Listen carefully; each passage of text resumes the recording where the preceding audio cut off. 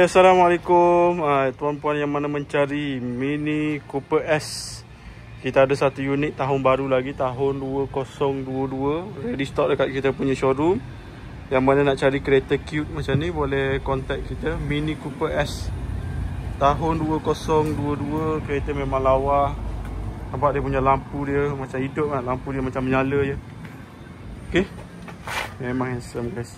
Dia punya logo, siap ada stiker lagi dekat dia punya bonnet. Sorry lah kita tak bersihkan lagi kereta ni. Mini Cooper S, warna dia warna putih coklat itu. Okay, sangat lawa. Dan rim dia datang macam ni. Rim dia, ini dia punya rim. Okay, tayar jenis Hankook. Mini Cooper punya rim. Lepas tu sini dia ada signature dia S. Okay, lepas tu dia datang dengan dia punya mirror housing dia, nampak Britannia, okay. So yang mana nak cari, ni pun dah color warna hitam dah. Saya tak pasti, mungkin Mini Cooper S memang dia datang dengan macam ni. Ini bahagian belakang dia guys, okay. Yang mana nak cari Mini Cooper S, boleh contact Din. Yang ni warna creamy, warna creamy. Dia 2 tone atas ni color dia warna hitam, dan bawah ni color dia warna cream. Lampu dia, tengok lampu dia. Okay, ini bahagian belakang dia. So yang mana nak cari model Mini Cooper S, korang boleh contact Din. Boleh buat appointment datang ke showroom guys. Kereta lawa, seriously lawa, memang lawa. 4 pintu. Tengok bahagian dalam dia. Untuk model ni dia ada bingkai. Saya tak pasti untuk model lain ni dia frameless ke macam mana. Yang ni ada bingkai. Okay, ini bahagian pintu dia. Ini bahagian pintu, ini bahagian dalam. Korang boleh tengok dia punya display, meter dia. Nampak dia punya meter dia.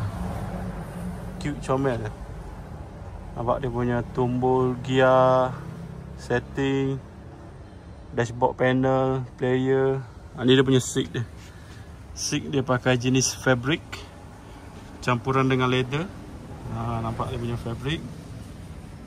Memang lawa guys. Okay, yang mana nak cari Mini Cooper S 2022, boleh contact Din, boleh buat appointment. Kereta memang lawa, ada ready stock dekat kita punya showroom. Selain daripada model ni, korang boleh request, boleh tanya, tak ada masalah. Okay, ini dia Mini Cooper S. Tengok bahagian belakang dia. Okay, ini bahagian belakang dia. Ini bahagian belakang dia. Dia pakai half leather seat fabric punya, premium leather, nampak. So, yang mana nak cari nanti boleh contact dia lah. Boleh buat appointment datang ke showroom guys. Okay, tombol gear dia. Tombol untuk isi minyak dia sebelah kanan. Warna cream. Lawa tak lawa? Handsome tak handsome? Okay, memang lawa ni. Sebelum ni customer ada booking kereta ni, tapi tak lepas dia punya loan. Dia punya lampu pun ada mini lagi sini. Nampak? Yang mana nak cari Mini Cooper S, boleh contact Din, boleh buat appointment datang ke showroom guys. Okay, Assalamualaikum, bye bye.